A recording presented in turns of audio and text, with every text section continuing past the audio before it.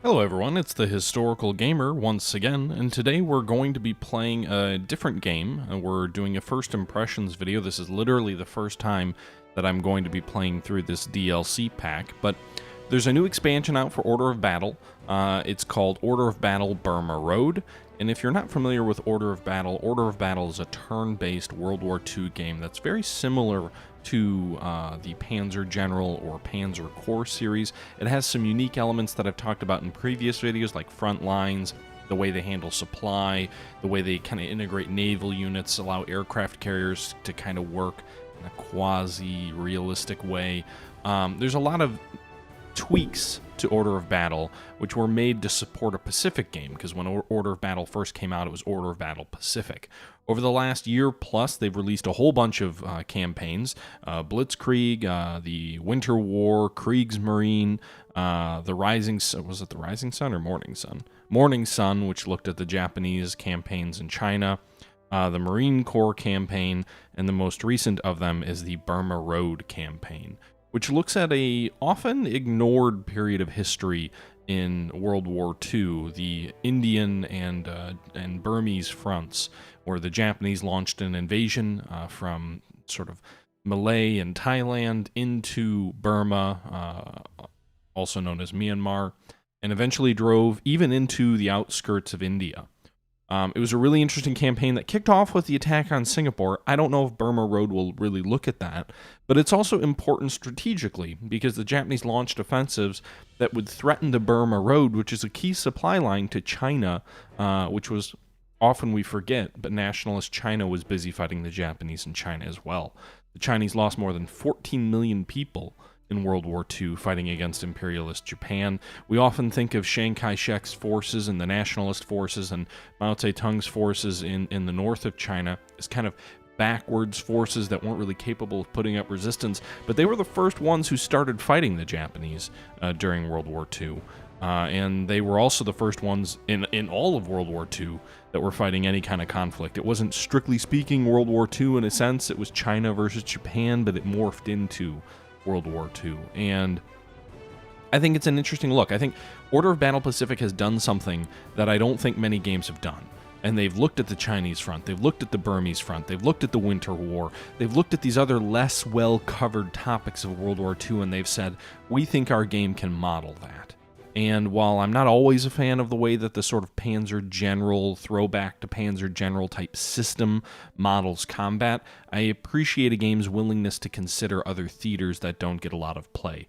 Right now, I'm actually reading a book called Forgotten Ally, which is specifically about the Chinese effort against Japan during World War II.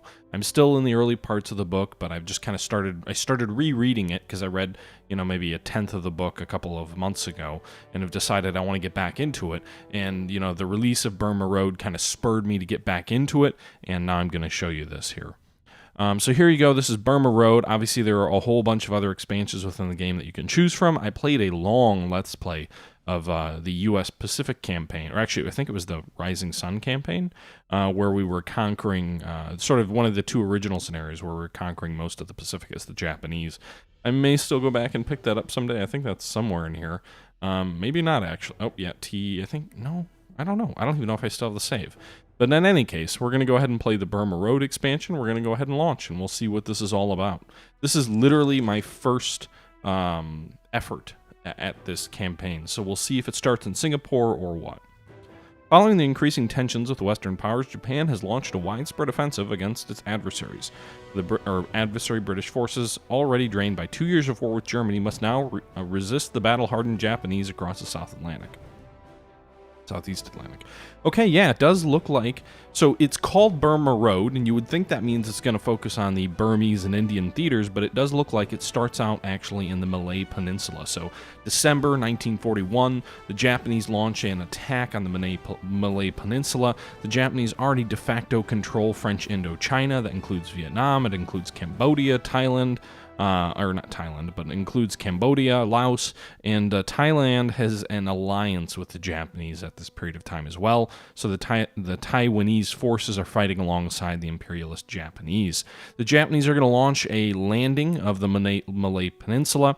This is where I believe it was the Prince of Wales. Was it the Prince of Wales? Yeah, the Prince of Wales, and I think it was the Repulse, were both sunk by Japanese aircraft, 2 battleships at sea. This was a shocking moment for the British Navy, losing 2 capital ships at sea to Japanese air power. Pearl Harbor had happened a few days before, but that was battleships at anchor, and this was a little bit different because these battleships were underway, they were at sea, they had escorts, they had anti-aircraft fire, and the Japanese still made mincemeat of them. With that being said, here you can see the first battle is Operation Krokal. Japanese troops have landed on the Malay Peninsula as part of their widespread offensive in Southeast Asia. To challenge this invasion, an ad hoc British force has launched a preemptive attack into Thailand.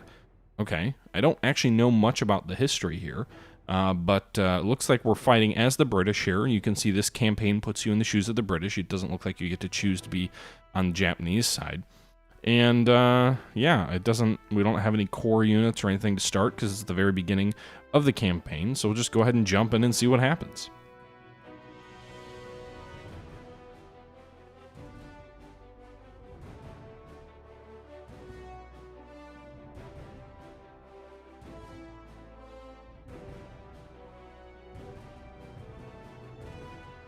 Okay, so we're going to go ahead and load. All right, mission briefing awaits. Start briefing. Should I do a British accent? No, I think that's a bad idea. In an effort to challenge and delay the Japanese advance from their beachheads in Malaya, British and Commonwealth forces have been assembled for a preemptive attack through neutral Thailand. We cannot, well, Thailand will end up coming to the aid of the Japanese, but anyway, we cannot predict how the Thai will react to this violation of their territory, but must be prepared to face resistance from some of their security police units. Our ultimate objective is to reach the Ledge, a narrow road wedged between hills on one side and a river on the other. By blowing the hillside, this route should be blocked and thus significantly delay the Japanese advance. Further attacks west, a column of Indian troops is tasked to secure additional Thai border checkpoints. This should prevent the Japanese from using their major roadway for their advance into Malaya. Finally, a third column is expected to arrive on the easternmost road. It is important that unless our flanks are threatened, each column pursue its own objectives. That sounds like a bad idea. Alright, so you can see here our objectives are to capture and hold Batong, stall the Japanese advance. Our secondary objectives are destroy the hillside rocks to block the ledge. Okay. Destroy 3 Japanese tanks and capture both Thai checkpoints. Alright, so those are secondaries. The principal is to stall the Japanese and to capture and hold Batong. Batong's up here. With that being said here, it looks like we have... the icons down here represent kind of your capacity, your core capacity. So we have a allied nation in Australia, and we have the British nation down here. We've got prestige that we can spend 25 points for. I believe that's Australia's flag. Maybe it's New Zealand. I can't really tell from this small picture. And 300 for the British, the requisition points you can spend on forces. We have 10 capacity on our land forces, none on naval or air for the British, nothing for the Anzac forces up north. And right now it looks like we've got a couple of units. We've got 4 units we can deploy, 4 infantry units plus the units already on the map. If we do go ahead and we go and purchase some additional units with these 300 points that we have, you can see here we can go ahead and purchase a Matilda 2 tank for 140 with a 6 hit point, so it takes 6 out of our 10 infantry capacity and uses about half of our money. We're going to do that. And then we can also go ahead and purchase some artillery. So we'll do a 25-pounder with or actually British trucks. That's a hit of 4. So we've basically spent all of our money. We've got 30 left, and we've spent almost all of our capacity by the looks of it. We'll go ahead and deploy them. Batong's the principal objective, so we'll go ahead and deploy them toward Batong. Let's put them down here. We'll put the artillery down here as well. Wait, whoops, artillery here. Quick firing artillery here. So our tanks and artillery down here. This terrain may be difficult to cross, but we'll see. So that's our deployment phase. We'll go ahead and end that turn, and you can see here we get 10 income per turn for Australia, and we get 15 for the British. All right, so we're now into our first turn here. You can see the map here. There's several Thai checkpoints. The ledge is up here, and it's kind of a small map here. There is one Japanese base way north here. I'm assuming the Japanese are going to rush to the Thai's assistance. With that being said, we're going to go ahead and advance our troops here toward the Thai forces, and we're going to advance our armor as well through rough terrain, which I guess was a bad idea. You can see here we're engaging various units of Thai police. We're going to lose a little bit of cohesion, if you will, advancing through this rough terrain. You can see a -2 basically represents essentially what is effectively cohesion. And I'm just kind of moving around these minefields to try and avoid having to deal with them. Our British forces, I think, advancing on Batong, they're engaging 2 enemy infantry units, but I think we should be okay there. This guy's only got 6 strength, so you can see here we immediately pushed him back. I did a poor job of setting my forces up because I moved everybody, and now they can't really pursue. But it is what it is. We'll go ahead and move these guys north to support the Indian forces, I believe it is, north here. And actually, I don't think I can control these guys. These look like they're AI units. So they're Indian troops, but they're AI controlled.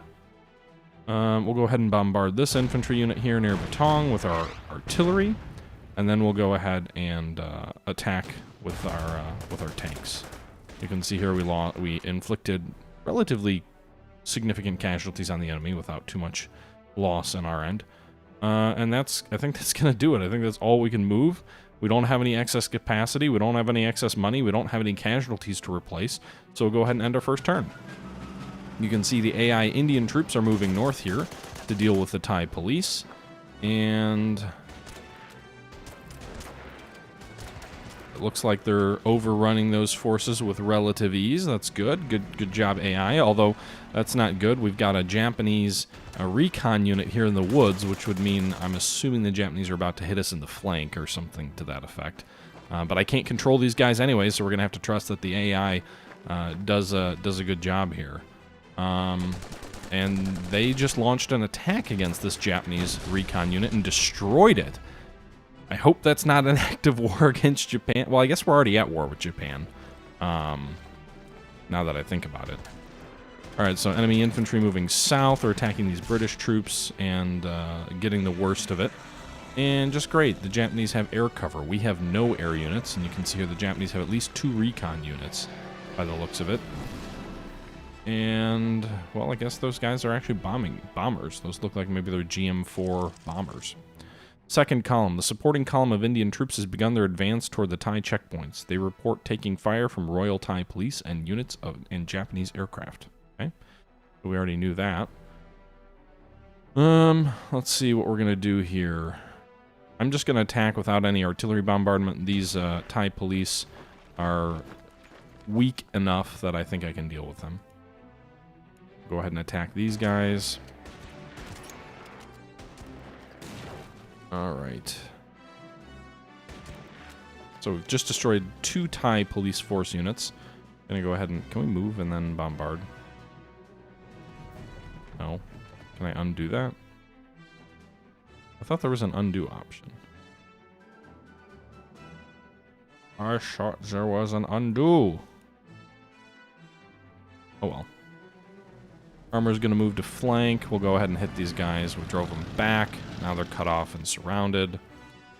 And that's good. We're going to move our other infantry north here to try and support the advance north. Just because I'm going to guess the AI is going to run into some challenges. Alright, so we'll go ahead and jump forward. You can see that Japanese unit's without supply. That little red circle indicates they're without supply. And the Indian forces are continuing to move forward on the Thai checkpoints with relative... not ease, but success, it appears. They're inflicting casualties. They're not losing much in the way of their own. So the Royal Indian Army is doing itself proud. Thus far, anyway. Again, I'm still really worried about that flank. If they can finish off these guys. Ugh, that engagement didn't go their way. I don't know if these are like armored cars or something, but they just finished off that other Thai police unit. Oh yeah, those guys are engineers. Nice. Alright, well, They continue attacking the British troops without any success at all, so that's good. Although they did just attack our artillery. Even the artillery did 1-to-1 damage. That's not bad at all. Alright. More Japanese Air Force units bombing our Thai forces, but thus far, no sign of the actual enemies. The final columns arrived, composed of Australian units, and their anti-aircraft guns will also provide useful against Japanese air attack. Well, and we do get to control these guys. Awesome. So that's good to know. Now there's no Japanese aircraft in the south that we have to deal with, but hey, it is what it is. I'm not going to advance that direction because I don't want to. Alright, so our armor... I'm not sure what to do here. Could swing our armor south and try and deal with this Japanese infantry that's kind of threatened our flank. I feel like it's kind of wasting our armor's time to do so. Nonetheless, we did it. It's kind of taking the steam out of our attack, though, here. Alright, so we drove those guys back. Finish them off. I'm driving north, if you will. So I know that we kind of avoided the objective here, but mainly that was to try and destroy the one remaining enemy unit here. I'm going to try and move these guys. Let's see here. We don't have any artillery.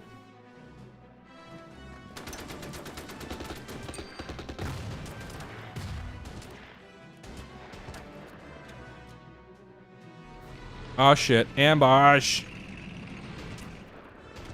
I was too aggressive. Alright.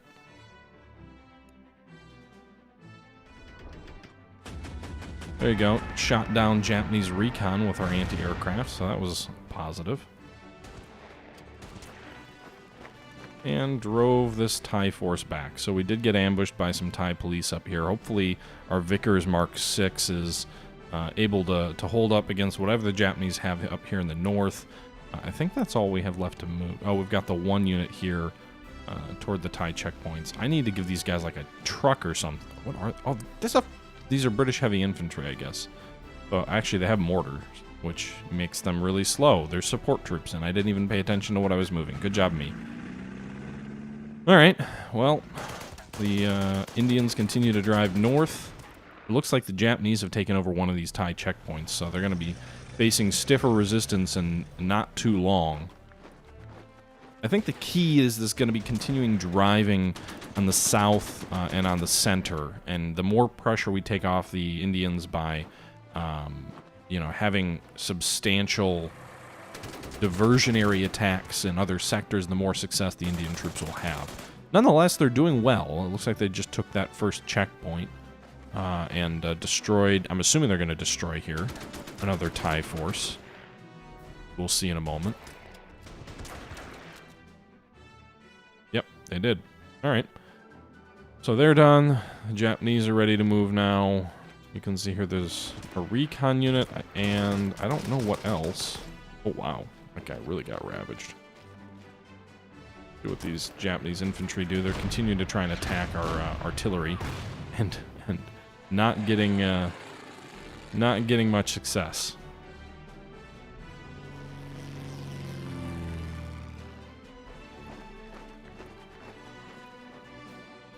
Are these guys really low on supply? I don't think their supply is cut. Wait, the Japanese are attacking the Thai forces? I'm confused. They just shot at these Thai guys.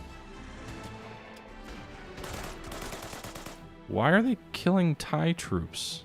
I thought they're on their side.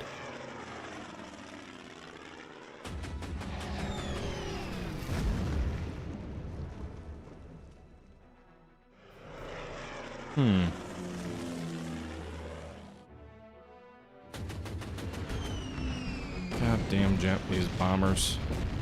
At least they're not doing any real damage. They're probably suppressing us, but that's really interesting. I don't even know what to make of the fact that they just attacked their, I thought, what was their allies.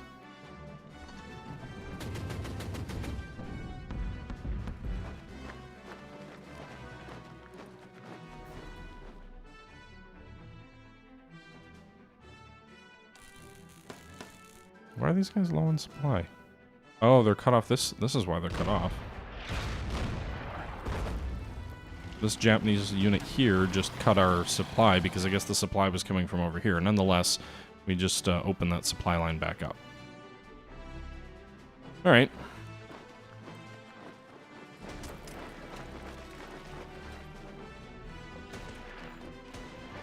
Okay, so we've kind of slowly shifted our forces toward this main objective point, Batong. I know I've shifted a lot of my troops north, but I actually think we're okay doing that. I think these guys may counterattack us and get hit pretty hard. I think 1-to-1 these troops are better than the Thai forces and will prevent any kind of counterattack by continuing to drive north. We've also got our Matilda armor, which we can hopefully get into some good terrain and start moving our artillery north as well. Our heavy infantry is moving north to support, and I think that just about does it for this turn. So we're 5 turns in, and so far things are going okay. You can see here we've taken the first Thai checkpoint. The Indian forces are now advancing on the second Thai checkpoint, which has a Japanese armored car in support.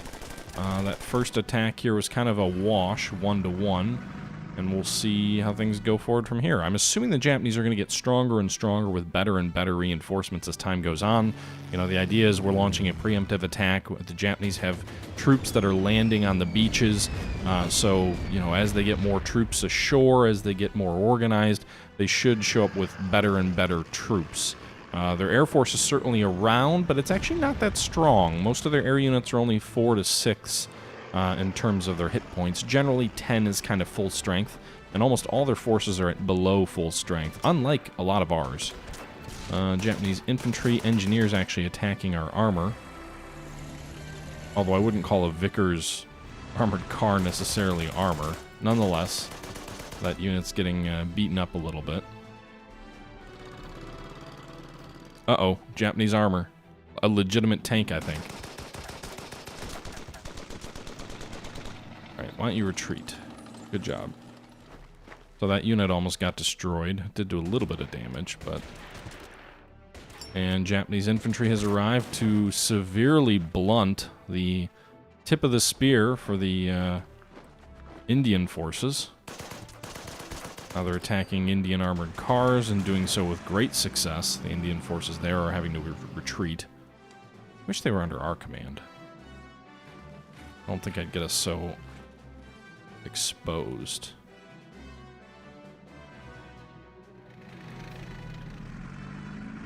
Alright, so our artillery has really good range, so we can actually bombard Batang from here.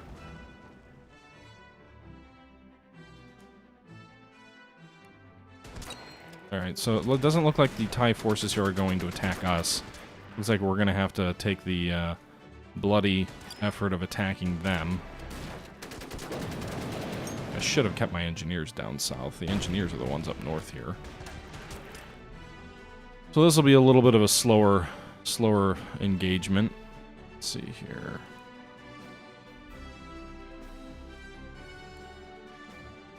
Doesn't look like I can shift my anti-air down to shoot at the armor, so we'll kind of have to take this slowly.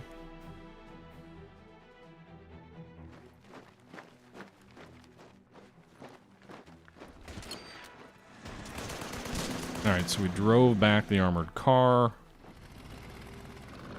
Our own armored car is moving a little bit to safety, and we've started hopefully stemming the tide of this Japanese counterattack over here. So that's all the units we have to move. We'll see how the Indians respond to this Japanese... They're still advancing with their armor. Ugh, bad idea.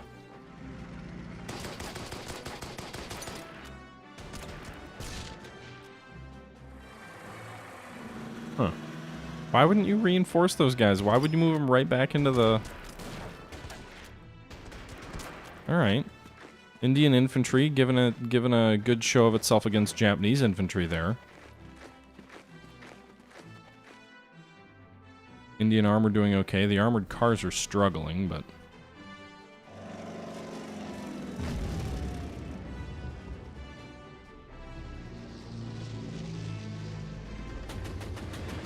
Come on, shoot these guys down.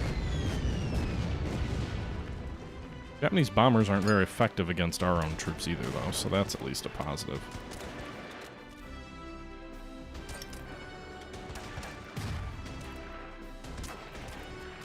And the Japanese are attacking these Thai forces up here as well. Which is kind of odd to me, but I'm not going to really complain. Maybe I shouldn't even attack these guys. Just let the Japanese do it. Looks like they're mainly trying to drive past us.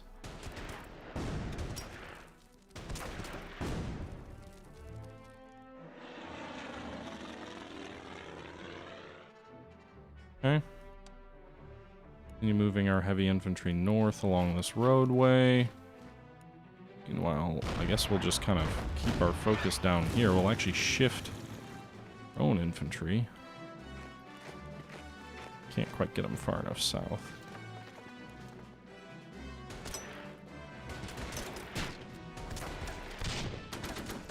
Alright, so that should fall next turn is my assumption.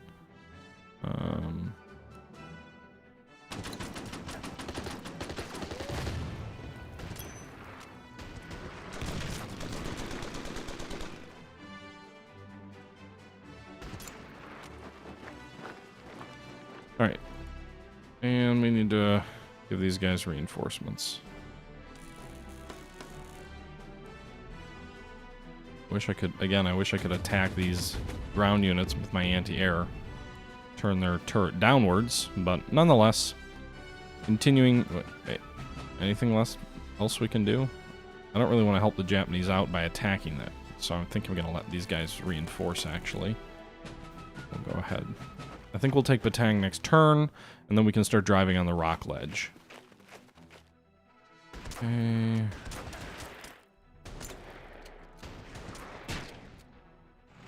More hard fighting between Japanese and Indian forces.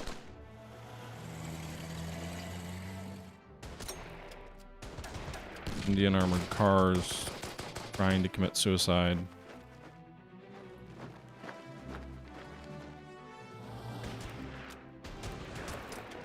Got a 0.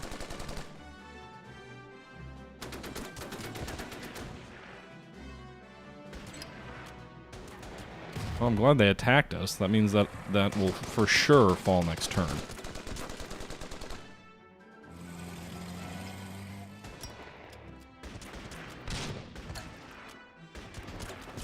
Yikes.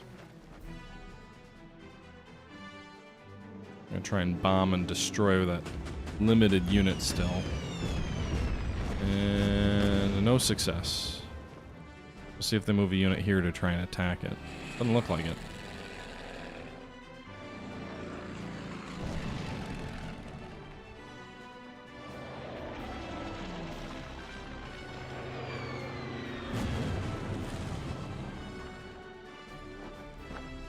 Ah, a full-strength Japanese infantry unit there. That's probably problematic. They didn't kill him, but they definitely drove him off. That's got to be the end of their turn, right? They don't have any more troops. Alright, so they're attacking the Thai blocking force north of Bataan. And I know I'm butchering the pronunciation of that town as well. So, well aware of that, guys. Thanks. Alright, so we took the town. Move north.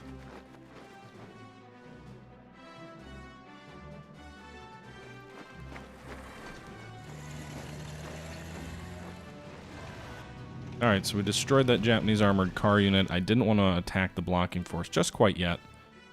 We'll kind of let the rest of our troops settle in, and then we'll start driving. We'll let the Japanese kind of finish them off this turn, I think.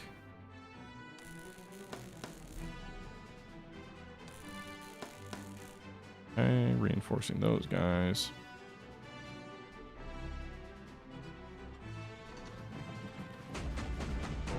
And we just destroyed that Japanese aircraft. All right.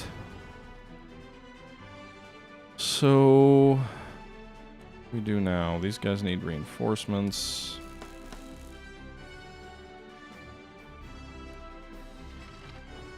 Destroyed that Japanese unit. Nice.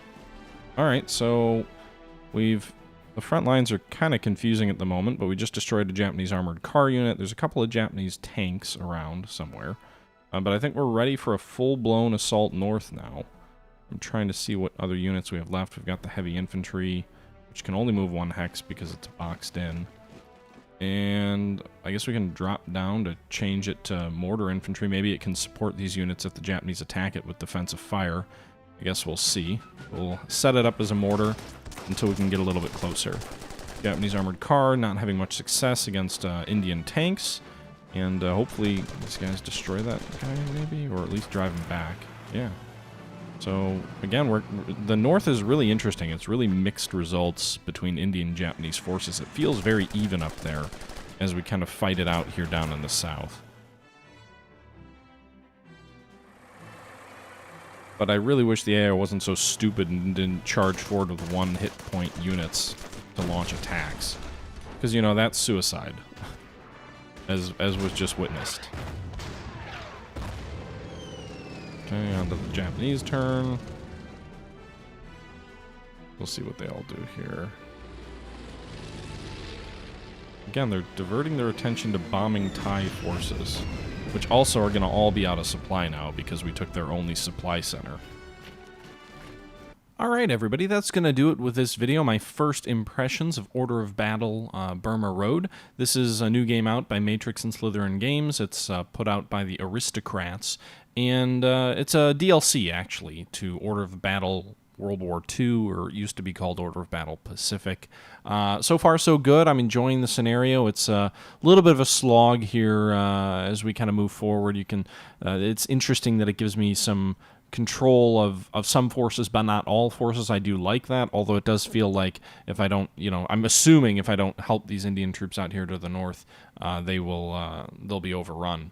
With that being said, guys, this is going to be a 2-parter, so I hope you guys enjoy it thus far, and we'll join back up here probably tomorrow. I'm going to continue the Battlestar Galactica series, but I did want to take a look at this. This game came out a couple of weeks ago, and I just hadn't gotten a chance to take a look at it, so decided to dive in today. Anyway, guys, let me know your thoughts below, as always, and until next time, this is the Historical Gamer saying thank you for watching, and I'm out.